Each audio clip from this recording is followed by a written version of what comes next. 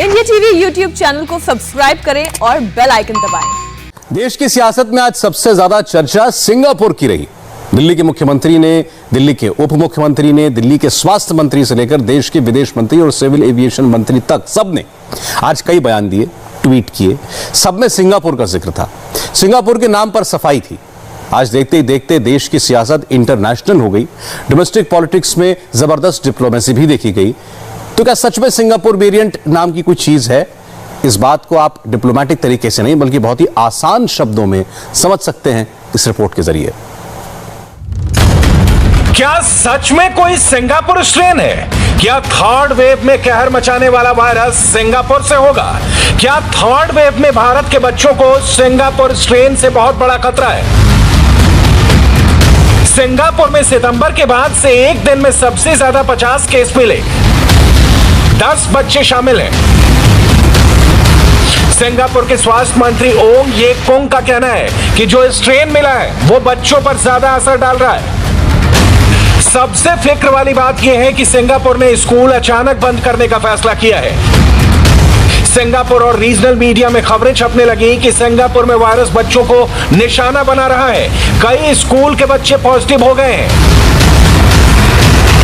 Singapore में सामने आया वायरस का स्ट्रेन बच्चों के लिए खतरनाक बताया जा रहा है। सिंगापुर के शिक्षा मंत्री चुन सिंह ने कहा है कि कुछ ज्यादा आक्रामक म्यूटेशन छोटे बच्चों पर अधिक हमला कर रहे हैं। बच्चों को लेकर जो फिक्र में हैं, उन्हें ये रिपोर्ट जरूर देखनी चाहिए। सिंगापुर स्ट्रेन से लेकर तीसरी वेव और उनके वैक्सीनेशन को लेकर सारी कंफ्यूजन, सभी डाउट्स क्लियर हो जाएंगे। सिंगापुर वेरिएंट क्या है? क्या ये बच्चों के लिए सबसे घातक वायरस है? ये कितना सच है? सिंगापुर स्ट्रेन का जिक्र कहां से शुरू हुआ? इसके लिए दिल्ली के मुख्यमंत्री अरविंद केजरीवाल का ट्वीट देखिए। उन्होंने लिखा कि सिंगापुर में कोरोना का नया रूप बेहद खतरनाक है और तीसरी लहर में यह भारत को बड़ा नुकसान पहुंचा सकता है। इसलिए केंद्र सरकार सिंगापुर की फ्लाइट्स पर रोक लगाए और बच्चों को जल्दी वैक्सीन लगाई जाए। लंदन में एक नया स्ट्रेन आया था पहले, उसके बारे में भी बहुत लोगों ने अलर्ट दिया था। साइंटिस्ट ने वार्न किया था, डॉक्टर्स ने वार्न किया था कि लंदन में एक नया स्ट्रेन आया है और उससे पूरी दुनिया को अलर्ट रहने की जरूरत है। भारत सरकार ने समय रहते कोई कदम नहीं उठाया और लंदन में आए उस स्ट्रेन की वजह से और भारत सरकार की लापरवाही की वजह से आज देश की हालत देखिए क्या हो गई है। सिंगापुर के स्वास्थ्य मंत्रालय ने केजरीवाल के इन दावों को खारिज कर दिया। टेस्ट रिजल्ट्स सिंगापुर में जो कोरोना स्ट्रेन के टेस्ट हुए हैं, पिछले 2 हफ्ते के जो आंकड़े हैं उसके रिजल्ट बताते हैं कि वो भारत में मिला वेरिएंट ही है। इसके बाद हम काफी फिक्र में थे और आज सुबह हमारे विदेश मंत्रालय ने सिंगापुर में जो भारत के उच्चायुक्त हैं उनको बुलाया और उनसे बात की। इस बारे में उनसे शिकायत की कि दिल्ली के एक बड़े नेता ने सिंगापुर वेरिएंट को लेकर जो दावे किए हैं वो पूरी तरह गलत हैं। सिंगापुर स्ट्रेन को लेकर जो उन्होंने बात की है वो उसे साबित नहीं कर पाए हैं। इसमें कोई सच्चाई नहीं है। सिंगापुर स्ट्रेन की बात को हमारी सरकार सिरे से खारिज करती है। In Delhi had failed to ascertain facts before making those claims and those assertions. मामला इंटरनेशनल है, इसलिए विदेश मंत्री एस जयशंकर ने भी ट्वीट किया और कहा कि केजरीवाल की बात बेबुनियाद है। उन्होंने लिखा कि कोरोना के खिलाफ भारत और सिंगापुर मजबूत पार्टनर हैं और कुछ लोगों के गैर जिम्मेदाराना बयान इस समझदारी को नुकसान पहुंचा सकते हैं। केजरीवाल का बयान भारत का बयान नहीं है। लेकिन दिल्ली के स्वास्थ्य मंत्री सत्येंद्र जैन ने दावा किया कि अलग स्ट्रेन की बात पुख्ता कर ली गई है। इस टाइम कोरोना के बहुत सारे स्ट्रेन हैं। जैसे जैसे म्यूटेट होता रहता है वैसे स्ट्रेन का नाम अलग अलग रखा जाता है। तो इंडिया में कई सारे स्ट्रेन इस टाइम चल रहे हैं, तो जीनोम सीक्वेंसिंग से पता लगता है। तो शाम तक इसको क्लियर कर लेंगे।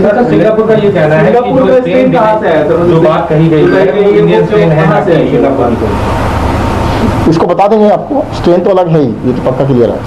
इस वक्त भारत में कोरोना से जो जाने जा रही हैं उसके पीछे B.1.617 वेरिएंट बताया जा रहा है। दूसरी लहर में इसी स्ट्रेन ने सबसे ज्यादा जाने ली है। सिर्फ अप्रैल में 48,000 लोगों की मौत हुई है। मई महीने में 71,000 से ज्यादा लोग मर चुके हैं। लेकिन सिंगापुर स्ट्रेन या सिंगापुर वेरिएंट की बात सुनकर लगता है कि ये इससे भी ज्यादा खतरनाक वर्जन है। क्या सही में ऐसा है? ये समझने के लिए हमने वहां इंटरनेशनल मीडिया और सिंगापुर मीडिया की रिपोर्ट्स देखनी शुरू की और तब ये समझ में आया कि सिंगापुर तो भारत से आए स्ट्रेन को लेकर ही परेशान है। वहां भी B.1.617 वेरिएंट के नए केस मिल रहे हैं। सिंगापुर के एक हॉस्पिटल और वहां के एयरपोर्ट पर इसके कई केस ट्रैक किए गए हैं। जितने भी अभी जो रिसेंटली केसेस बढ़ने शुरू हुए हैं, सो जब से यहाँ पर 20 से 30 केस डेली मिलने को मिल रहे हैं, उनमें से अधिकतर जो केस है वो B.1.617 से पीड़ित है, जो कि एक्चुअली भारत में भी नहीं, ये पहले ब्रिटेन में और यूएस से ये वेरिएंट एक्चुअली आया था और इसको डबल म्यूटेंट भी कहा जाता है। साइंटिफिकली इसका कोई ऐसा ये डबल म्यूटेंट नहीं होता है।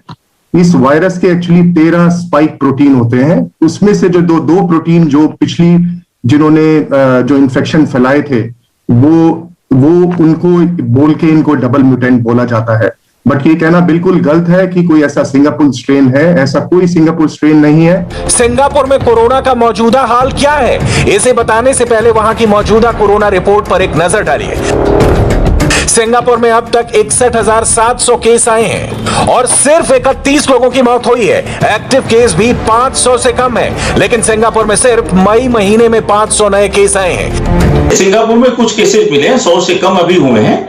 ये वायरस का नाम है B.1.617 और ये डबल म्यूटेंट वायरस है जिसके दो पार्ट हैं। एक तो है E.484Q जो कि फरवरी 2020 में कैलिफोर्निया में मिला था, और L.452R जो कि डेनमार्क में मिला था। इसके दो पार्ट ये हैं। अब तीसरा पार्ट भी रिपोर्ट किया गया कुछ दिन पहले। देखा जाए तो एक साल में सिंगापुर का कोरोना मैनेजमेंट दुनिया में सबसे बेहतरीन देशों में गिना जाएगा। लेकिन पिछले एक हफ्ते में जैसे ही सिंगापुर में 100 से ज्यादा नए केस रिकॉर्ड किए गए, वहां मार्केट और रेस्टोरेंट में 1 महीने की हल्की पाबंदी लगा दी गई। अब वहां 13 जून तक 2 से ज्यादा लोग इकट्ठे नहीं हो सकते। कंपनियों के लिए वर्क फ्रॉम होम का नियम लागू कर दिया गया। स्कूल तो बंद ही कर दिए गए हैं। There is no official Singapore variants. ये जो स्ट्रेन है, ये स्ट्रेन हर जगह है और हर जगह म्यूटेंट हो रहा है और नए केसेस उसके वजह से ही है। इसकी इन्फेक्टिविटी ज्यादा है, इसके लिए इसका इन्फेक्टिविटी रोकने के लिए ये जो स्कूल्स जो बंद हुए हैं या होम बेस्ड स्कूल शुरू किया है या ज्यादा प्रिकॉशंस किए गए हैं ताकि इसकी इन्फेक्टिविटी ना बढ़े और केसेस नंबर ना बढ़े। सिंगापुर और हांगकांग दोनों ही जगह बढ़ते हुए केस टेंशन की वजह बन गए हैं। दोनों के बीच बिना क्वारंटीन की शर्तों वाला एयर ट्रेवल अभी टाल दिया गया है। कोरोना के बढ़ते खतरे को देखते हुए सिंगापुर ने 12 से 15 साल के बच्चों के लिए वैक्सीनेशन शुरू कर दिया है। इन बच्चों को फाइजर की वैक्सीन दी जा रही है जो अमेरिका से आयात की गई है। फाइजर का वैक्सीन यहाँ पर देने की बात चल रही है। बट एक चीज यहाँ पे बहुत इंपॉर्टेंट है कि बच्चों में वो बच्चे जिनको पहले से ही कोई बीमारी हो, जैसे बच्चे जिनको मोटापा हो या जिनको डायबिटीज हो या अस्थमा हो, ऐसे बच्चों में ये बीमारी कोविड का जो सिवियरिटी है वो ज्यादा देखने को मिलती है रादर देन जो बच्चे हेल्दी हैं। फाइजर वैक्सीन 16 साल से ऊपर के लोगों के लिए बनाई गई है, लेकिन भारत में यह वैक्सीन इसलिए नहीं लाई गई क्योंकि इसके रख रखाव में तापमान वाली बहुत बड़ी दिक्कत है और भारत के पास अभी ये सुविधाएं बड़े पैमाने पर नहीं है। लेकिन भारत में बच्चों का वैक्सीनेशन शुरू हो, इसकी कोशिशें शुरू हो गई हैं, क्योंकि भारत में बच्चे भी कोरोना से संक्रमित हो रहे हैं और उनके अस्पताल और आईसीयू तक पहुंचने की नौबत भी आ रही है। डॉक्टर राजीव सेठ। और बच्चों में जो सीवियर केसेस हैं उसमें बच्चे शॉक और डीआईसी और एक तरह से आईसीयू में एडमिट होने लगे। डॉक्टर समीर पलटेवार। वायरस हमसे आगे है, इट्स अहेड ऑफ अस, तो उस हिसाब से ये ट्रायल काफी इंपॉर्टेंट है। Doctor CM Singh. स्कूल बंद हो गए तो बच्चे घर में हो गए तो थोड़ा बहुत कुछ परसेंटेज में कम होगा उनकी सीरो पॉजिटिविटी, अदरवाइज वो इन्फेक्टेड रहे हैं। डॉक्टर संजीव सिन्हा। देखिए, आने वाले समय में बच्चे स्कूल भी जाएंगे, बच्चे पार्क में खेलने भी जाएंगे और एक्टिविटीज में इन्वॉल्व होंगे, तो बच्चों के लिए वैक्सीन होना is very important. In doctors की बात को और तफसील से समझने से पहले आपको बता दें कि अब भारत में 2 साल से 18 साल के बच्चों के लिए वैक्सीनेशन के दूसरे और तीसरे फेज का क्लिनिकल ट्रायल जल्द शुरू हो जाएगा। इस ट्रायल में भारत में ही बनी कोवैक्सीन का इस्तेमाल किया जाएगा। भारत के लोग इस वक्त कोरोना की तीसरी लहर को लेकर टेंशन में हैं। साथ में सिंगापुर में कोरोना के एक नए स्ट्रेन की चर्चा ने घबराहट बढ़ा दी है। ये वाकई सिंगापुर का वेरिएंट है या भारत से पहुंचा स्ट्रेन है, इस पर और रिसर्च की जरूरत है। लेकिन एक बात तय है कि भारत अब कोरोना की तीसरी लहर की तैयारी कर रहा है और इसके लिए बच्चों का वैक्सीनेशन बहुत जरूरी है। जैसे स्वीडन में, स्विट्जरलैंड में, इवन फ्रांस में यंग एडोलेसेंट और पीडियाट्रिक एज ग्रुप में इन्फ्लेमेटरी सिंड्रोम देखा गया। तो इसलिए हमें इसके लिए बेटर ऑलवेज बी रेडी। बच्चों का एंटीबॉडी टेस्ट होता है और उनका आरटीपीसीआर का टेस्ट होता है और कुछ चीजें उनका फिजिकल एग्जामिनेशन होते हैं। तो जो बच्चा कोविड के एंटीबॉडी में नेगेटिव है और जो इस समय उसको कोविड नहीं है, जो हम आरटीपीसीआर से देखेंगे, और जो अदरवाइज फिजिकली हेल्दी है, उसी को हम शामिल करेंगे इस स्टडी में। बच्चों की वैक्सीन को लेकर इस वक्त कई सवाल हैं। बच्चों पर वैक्सीन का ट्रायल कैसे होगा? बच्चों की वैक्सीन कब आएगी? बच्चों के लिए कोवैक्सीन का ट्रायल दिल्ली और पटना के एम्स हॉस्पिटल के अलावा नागपुर के मेडिट्रीना इंस्टीट्यूट में होगा और फिर इसका रिजल्ट एनालिसिस होगा। जो है AIIMS new Delhi, AIIMS Patna and memes Nagpur में ऑलरेडी डीसीजीआई ने परमिशन दे दी है और इसका एक सेट प्रोसीजर होता है। अब ये हम लोग प्रोटोकॉल अपने एथिक्स कमेटी में सबमिट करेंगे और एथिक्स कमेटी के अप्रूवल के बाद ये ट्रायल स्टार्ट हो जाएगा। वैक्सीन ट्रायल से पहले बच्चों के बाकायदा कई टेस्ट कराए जाएंगे ताकि उनकी सेहत पर कोई गलत असर न पड़े और वैक्सीन का ट्रायल भी बेहतर तरीके से हो। एक आशंका जताई जा रही है जो डिफरेंट एक्सपर्ट्स हैं उनके द्वारा कि थर्ड वेव आएगी और थर्ड वेव आएगी तो बच्चों में बहुत सीरियस होगी। आप अगर देखें जो हमारे डिफरेंट ट्रायल्स हुए हैं वो सारे ट्रायल हमें ये बताए हैं, चाहे फर्स्ट वेव रही हो या सेकेंड वेव रही हो, सारे एज ग्रुप के लोग ऑलमोस्ट इक्वली अफेक्टेड हुए हैं, थोड़ा कम या ज्यादा। वैक्सीन के ट्रायल के लिए बच्चों को 3 ग्रुप में बांटा गया है ताकि अलग अलग रिजल्ट से वैक्सीन के इफेक्ट की बेहतर मैपिंग की जा सके। पहला ग्रुप है 2 वर्ष से 6 वर्ष, दूसरा ग्रुप है 6 वर्ष से 12 वर्ष और तीसरा 12 से 18 वर्ष। बाहर देशों में भी थर्ड फेज में यंग एडोलेसेंट चिल्ड्रन पीपल और पीडियाट्रिक एज ग्रुप के बच्चों में ये जैसे एडल्ट्स में एआरडीएस सिंड्रोम दिखता है वैसा है ना, छोटे बच्चों में और यंग एडल्ट्स में देखा गया। तो इस तरीके से इनको 3 ग्रुप्स में बांटा गया है। जो पहला वेव था उसमें भी बच्चे सुपर स्प्रेडर्स माने जा रहे थे।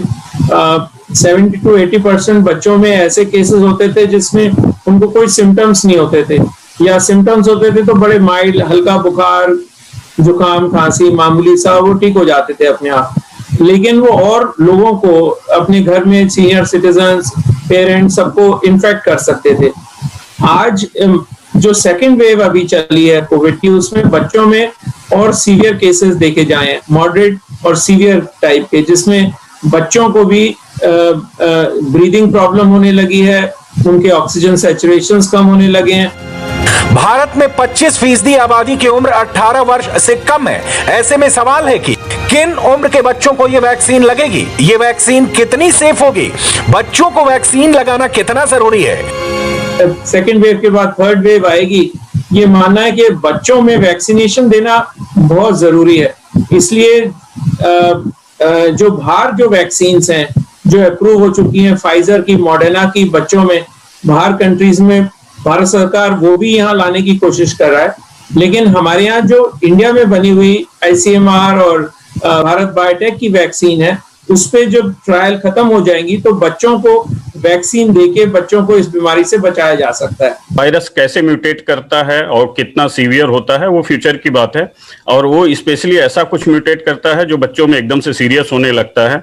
अगेन ये फ्यूचर की बात है कि ऐसा होगा। एनीवे, हम लोग वैक्सीन के लिए कोशिश जारी होगी हमारी। फेज 2 में उनके सिम्टोमेटोलॉजी को देखा जाएगा, कुछ साइड इफेक्ट्स है या कॉम्प्लिकेशंस है, उसकी एक बार जब रिपोर्ट जांच हमें डीसीजीआई को देना पड़ेगा। वक्त हो गया एक ब्रेक का। 4 मिनट के ब्रेक के बाद आपको हम उस रेस्क्यू ऑपरेशन की तस्वीरें दिखाएंगे जहां इस वक्त भी जिंदगी बचाने की जंग जारी है।